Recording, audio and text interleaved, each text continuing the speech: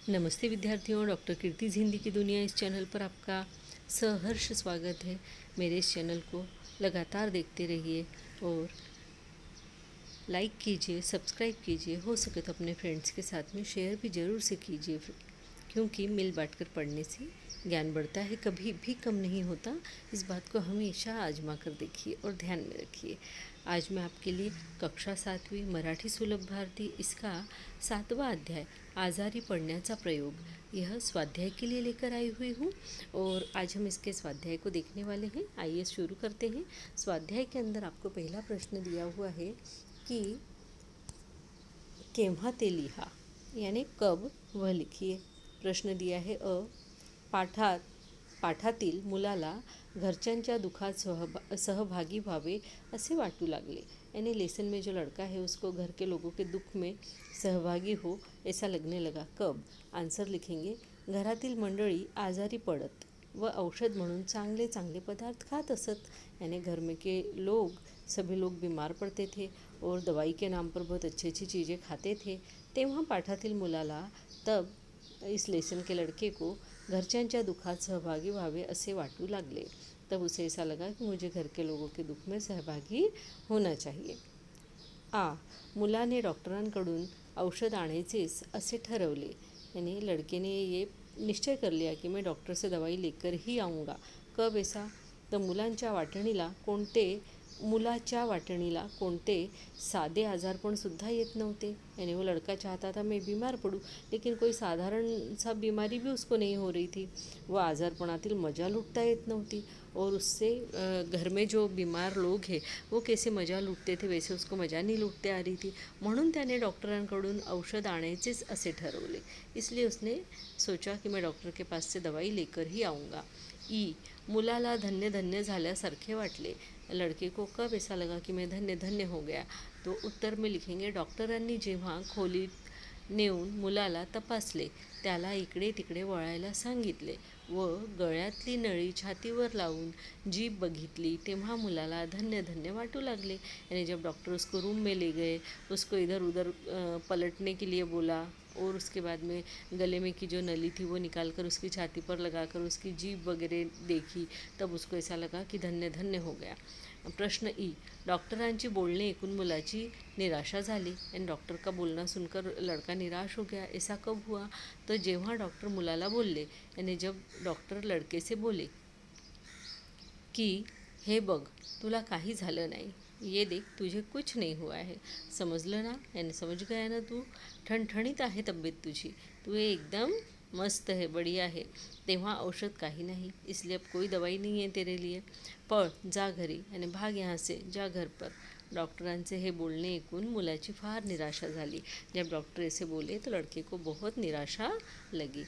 प्रश्न 2, आकृत्या पूर्ण करा। मुलाच्या मध्ये मोठी दुखणे, मुलाच्या मते, यहाँ पे मुलाच्या मते होना चाहिए, मध्य की जगह मोठी दुखनी, यानी बड़े बड़े दुखने कौन कौन से थे, उनके नाम क्या थे? आंसर में लिखेंगे टाइफाइड, क्षय और निमोनिया।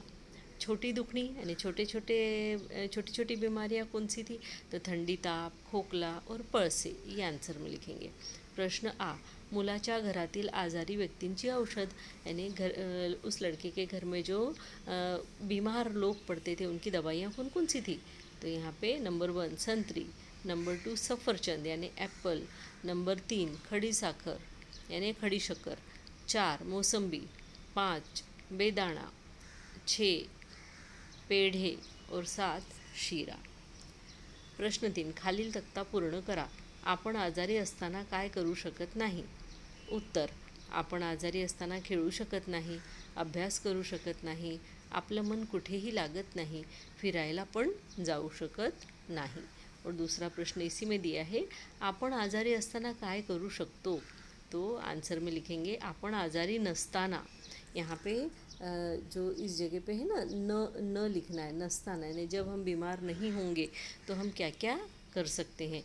तो यहाँ पे देखो इस जगह पे सही लिखा हुआ है, ये नस्ताना, ऐसा नस्ताना यहाँ पे लिखना है, ठीक है? काट के ऐसा न लिखिएगा।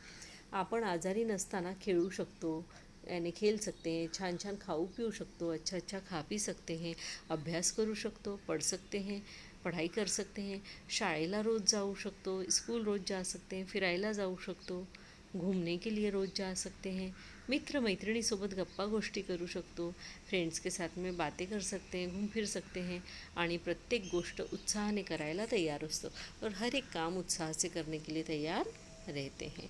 प्रश्न 4. तुमच्या घरातील एखादी व्यक्ती आजारी पडल्यास तिला मदत म्हणून तुम्ही काय कराल ते लिहा. एखादा कोई व्यक्ति तुम्हारे घर में अगर बीमार पड़ जाए तो तुम उसके लिए क्या करोगे, उसकी चिंता कैसे करोगे. तो आंसर में लिखेंगे, जर का माझ्या घरातील एखादी व्यक्ति आजारी पडली यानी यदि ऐसा हुआ मेरे घर कोई बीमार पड़ा तर सर्वप्रथम मी तिला डॉक्टरकडे घेऊन जाईल. तो सबसे पहले मैं उसको डॉक्टर के पास लेकर जाऊंगा, कारण वेळेवर औषधोपचार झाल्यावर तब्येत लवकर बरी होते, क्योंकि सही समय पर सही दवाइयाँ मिलने से तबीयत जल्दी अच्छी होती है. नंतर मेडिकल स्टोरमधून औषधे घेऊन येईल. बाद में मेडिकल स्टोर से दवाइयाँ लेकर आऊँगा. नियमितपणे औषधे देईन और उसको रेगुलरली बीमार व्यक्ति को औषध यानी दवाइयाँ दूंगा. आराम करायला सांगेन, उनको आराम करने को कहूँगा. वह आजारी व्यक्तीला व्यवस्थित खाने पीने देईल और बीमार व्यक्ति को व्यवस्थित रूप से खाने पीने के लिए देऊँगा आणि त्याची सर्वोपरी काळजी घेईल और उसकी सभी तरह से चिंता करूँगा. चर्चा करा, सांगा. अगला प्रश्न है, पाठामध्ये दुखणेकरी हा शब्द आलेला आहे. दुखणेकरी म्हणजे सतत आजारी पडणारी व्यक्ति. दुखणेकरी यानी कौन, जो बार बार बीमार पड़े, कंटिन्यू बीमार पड़े, उसको बोलते हैं सतत आजारी पडणारी व्यक्ति. खाली काही वाक्प्रचार व म्हणी दिलेले आहेत. नीचे कुछ वाक्प्रचार यानी कि मुहावरे दिए हुए हैं. शिक्षक व पालक यांच्याशी चर्चा करून त्याचा अर्थ समजून घ्या आणि त्यांचा वाक्यात उपयोग करा. यानी उसका अर्थ समझकर वाक्य बनाना है. पहला हमको जो वाक्प्रचार है वो दिया है इतिश्री, उसका अर्थ होता है शेवट या फिर अंत, है ना, लास्ट. वाक्य में लिखेंगे, काही वर्षापूर्वी सचिन तेंदुलकरच्या क्रिकेट खेळाची इतिश्री झाली, यानी उसके क्रिकेट खेल का अंत हो गया. 2. 36चा आकडा अजिबात न पटणे, बिल्कुल भी न पटना किसी के साथ. वाक्य, अनिता आणि सुनीतामध्ये अगदी 36चा आकडा आहे, यानी अनिता और सुनीता में 36 का आकडा है, उन दोनों की एक दूसरे से बिल्कुल नहीं पटती. 3. जमदग्नीचा अवतार यानी अतिशय रागीट माणूस, बहुत गुस्से वाला व्यक्ति. माझी मैत्रीण क्षुल्लक कारणावरून लगेच रागावते म्हणून सर्वजण तिला जमदग्नीचा अवतार म्हणतात. ऐसे हम वाक्य बना सकते हैं कि मेरी सहेली छोटे छोटे कारणों पे से गुस्सा हो जाती है, इसलिए उसे सब लोग जमदग्नीचा अवतार ऐसे बोलते हैं. चोरावर मोर, एकमेकांवर कडी करणे. वाक्य, मागच्या वर्षी माझ्या मित्राने क्रिकेटमध्ये शतक मारली, यानी पिछले साल मेरे फ्रेंड ने क्रिकेट में शतक मारी, 100 रन मारे. यावर्षी मी शतकापेक्षा ही जास्त रन मारले और इस साल तो मैंने शतक से भी ज़्यादा रन मारे. आणि चोरावर मोर ठरलो और चोर पर मोर साबित हुआ. लंकेची पार्वती, सदा दारिद्र्यात असलेली व्यक्ति, यानी ऐसा व्यक्ति जो सदैव दरिद्र अवस्था में रहता हो. वाक्य, एकेकाळी गावातील सर्वात धनवान व्यक्ति आज लंकेची पार्वती होऊन बसलेली आहे, यानी एक समय में गांव का सबसे धनवान व्यक्ति जो था वो आज लंकेची पार्वती यानी कि दरिद्र होके बैठा हुआ है. कळीचा नारद यानी भांडण लावणारा माणूस.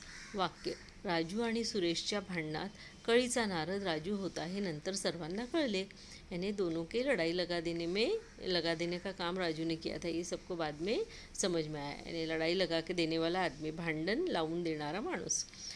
घागरगडचा सुभेदार, अर्थ है उगाचच बडेजाव दाखवणारा माणूस, यानी फालतू की बडप्पन दिखाने वाला है ना. वाक्य, मजुरी करणारा तो मुलगा असा वागतो जसे घागरगडचा सुभेदारच, यानी मजूरी करने वाला वो लड़का ऐसे बिहेवियर करता है जैसे कोई घागरगडचा सुभेदार यानी बड़ा व्यक्ति हो. 8. गळ्यातला ताईत, अति प्रेमाचा माणूस, यानी बहुत प्रेम वाला, जिससे हम बहुत प्रेम करते हो ऐसा व्यक्ति, हमारे पास का व्यक्ति. वाक्य, मुलं आईसाठी तिच्या गळ्यातला ताईतच असतात. बच्चे माँ के लिए उसके गले का ताईत ही होते हैं. खेळूया शब्दांशी. खालील शब्दांना मराठी भाषेतील पर्यायी शब्द लिहा, यानी पर्यायवाची शब्द यहाँ पे सिनोनिम्स हमको लिखना है. डॉक्टर के लिए सिनोनिम्स है वैद्य आणि शल्य विशारद.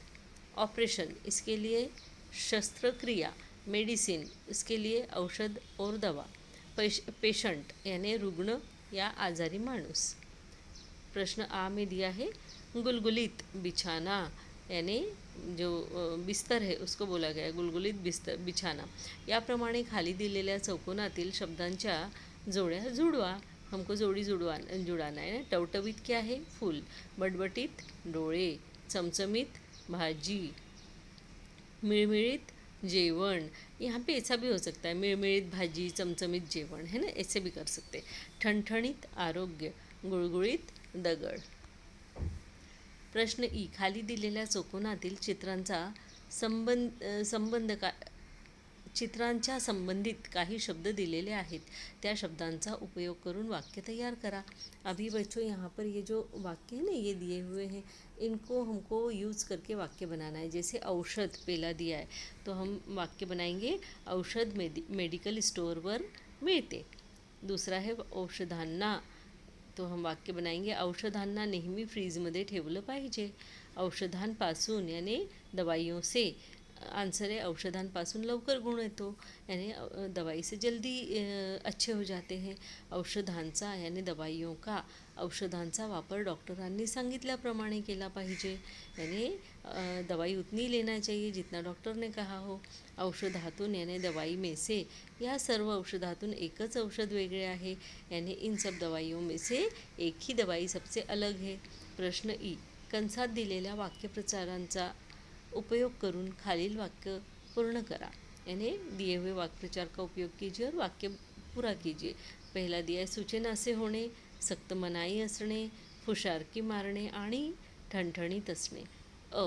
सुलेमान चाचा. यहाँ पे क्या है? सुलेमान चाचा. यहाँ आप लिखोगे चाचा, ये साचा काट के. तर सुलेमान चाचा रोज सकाळी फिरायला जातात, त्यामुळे त्यांची तब्येत कशी असते? ठणठणीत असते. वो रोज सुबह घूमने जाते हैं, इसलिए उनकी तब्येत ठणठणीत है. आ. ध्वनिक्षेपकाच्या आवाजामुळे घरात आजोबांना काही सुचेनासे झाले आहे, तो सुचेनासे झाले आहे. ई. जॉन आज शाळेत नवीन कंपास घेऊन आला होता. जॉन आज स्कूल में नया कंपास लेकर आया था. वर्गातील सर्व मुलांना दाखवत तो खूप हुशारकी मारत होता. सब बच्चों को बताते हुए बहुत इतरा रहा था. ई. तो रस्ता खाजगी असल्यामुळे आपले वाहन तिथे नेण्याला सक्त मनाई आहे. वो खाजगी रास्ता है, आम रास्ता नहीं है, इसलिए वहाँ हमारे वाहन लेके जाने के लिए सख्त मनाही है. बच्चों, आपको ये वीडियो कैसे लगा मुझे कमेंट बॉक्स में लिखकर ज़रूर से बताइएगा. अपने फ्रेंड्स के साथ, रिलेटिव्स के साथ में शेयर ज़रूर से कीजिएगा, और हो सके तो मेरे इस चैनल को सब्सक्राइब कीजिए, शेयर कीजिए, क्योंकि मिल बांट कर पढ़ने से ज्ञान बढ़ता है, कभी भी कम नहीं होता बच्चों. इस बात को हमेशा ध्यान में रखिए. और मिलती हूँ आपसे अगला कोई अच्छा सा वीडियो लेके, इसी का सेकंड पार्ट लेके.